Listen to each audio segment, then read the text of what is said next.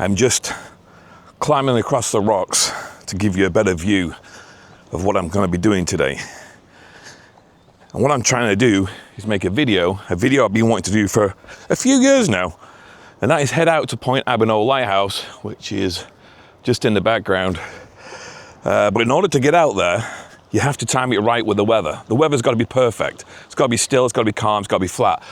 Especially if you're going to go via water, because there's no way you'll be able to get to that lighthouse if there's a quite stiff breeze and there's a bit of a chop out there. It'd be impossible. The only other way would be to go via land, but it's private property. So today, I'm going to take you out to Point Abino Lighthouse and tell you about the unique history about this historical landmark and show you some fantastic drone shots. And yeah, I think it's going to be a good video. So join me as I launch the Sea-Doo and make our way out to Point Abino Lighthouse to have a little tour.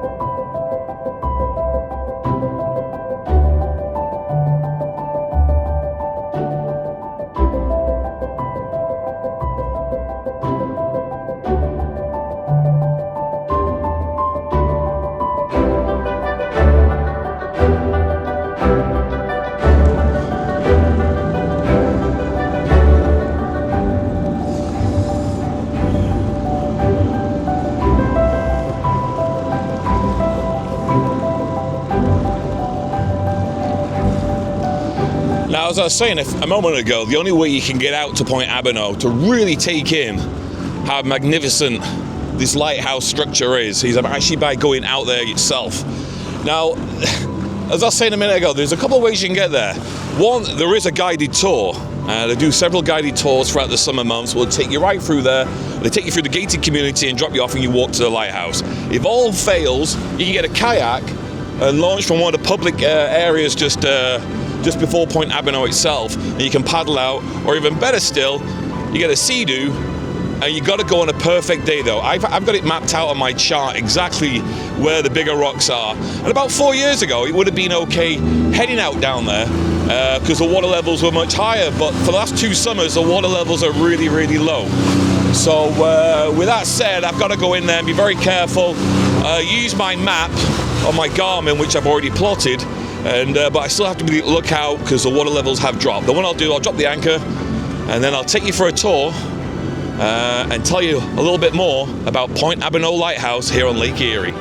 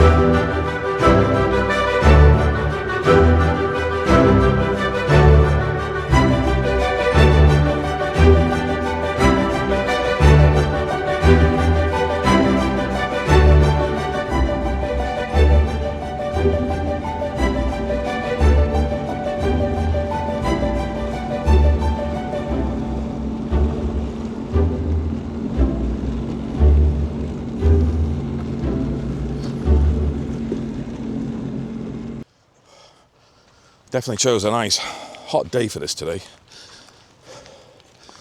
Now, if those winds had picked up and there's more of a ripple, you won't be able to see the rocks underneath you.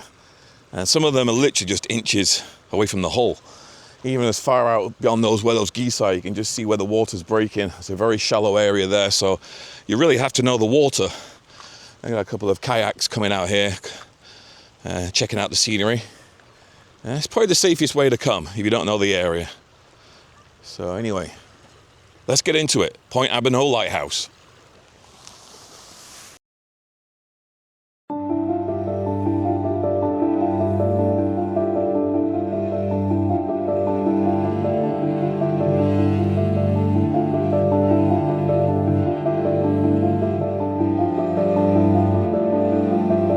Today we're visiting a place with stunning views, quiet history, and a story worth telling.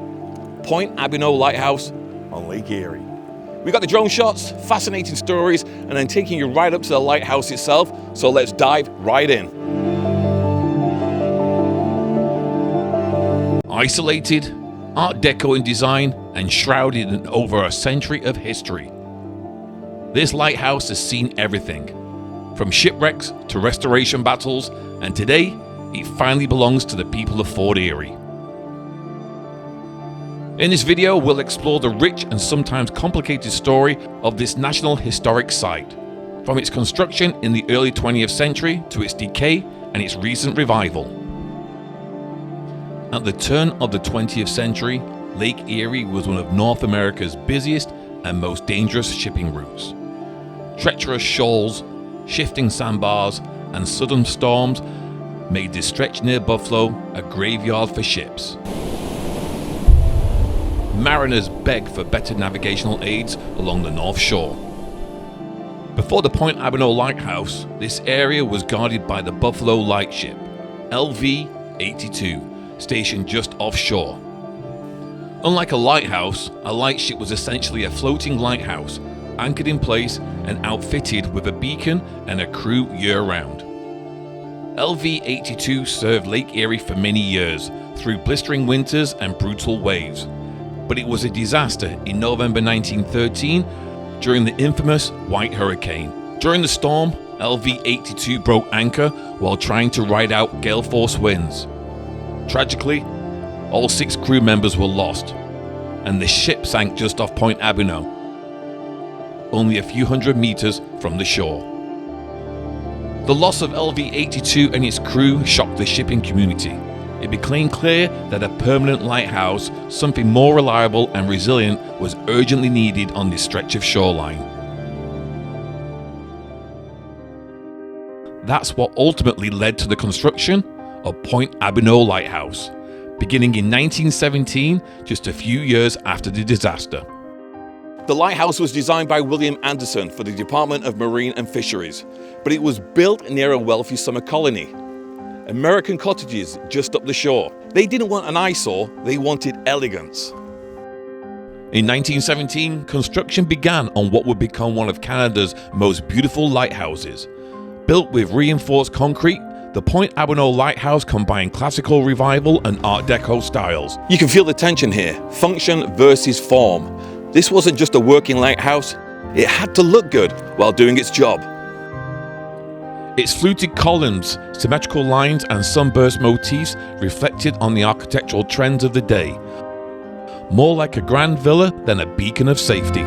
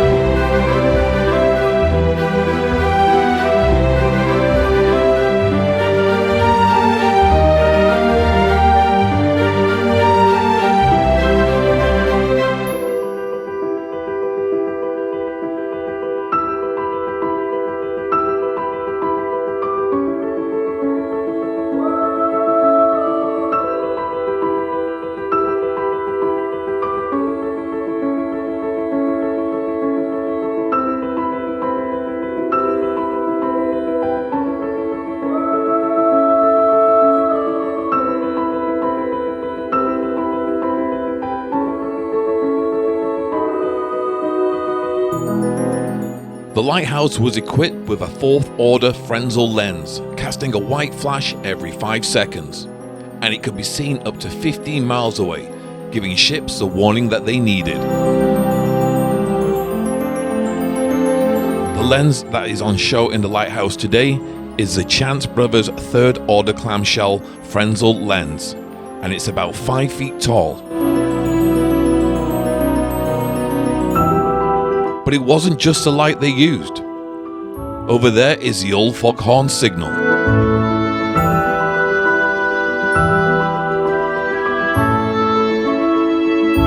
When the lake was blanketed in mist, the horn will cut through it. Imagine hearing that deep, low tone echo across the water.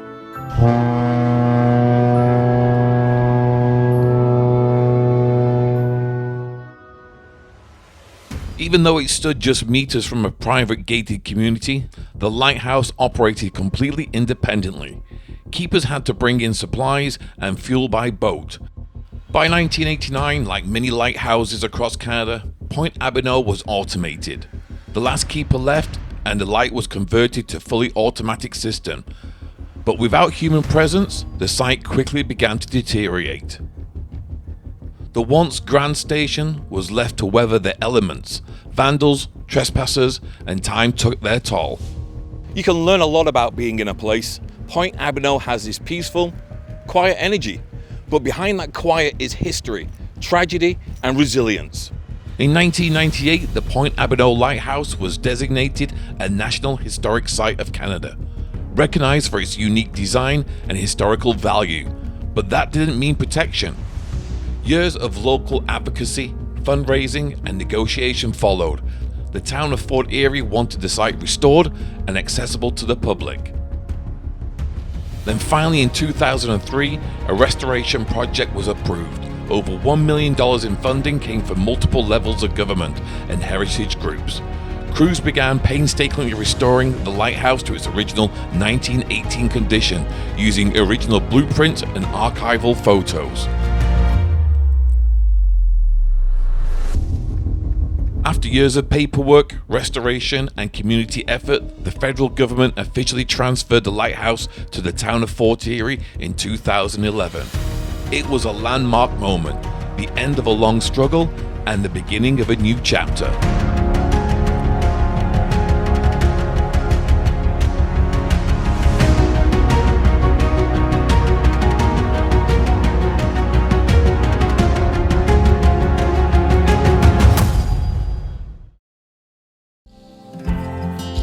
Today, Point Abino Lighthouse is finally in the hands of the people who care about it the most, the local community. It now operates as a heritage site, with summer tours available by reservation.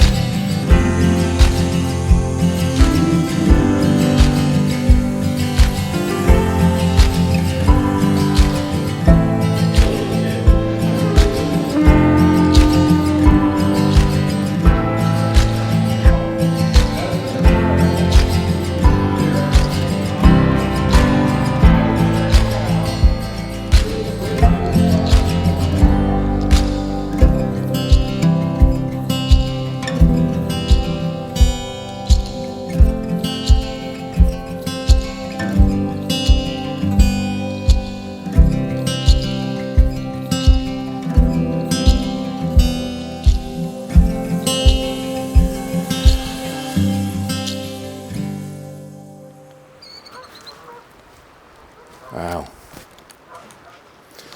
But standing here, I get it. Waves on one side and a forest on the other. And this solitary tower keeping watch through the decades.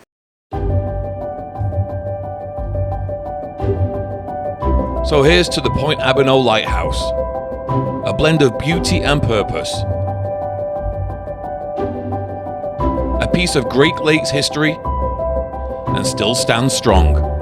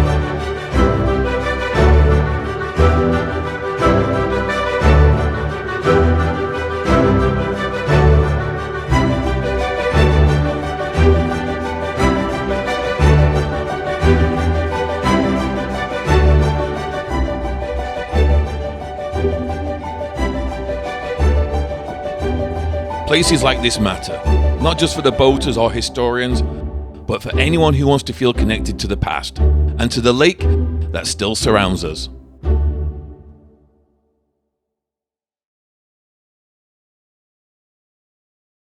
The fantastic Point Abino Lighthouse. Truly remarkable building. Historic landmark here on Lake Erie.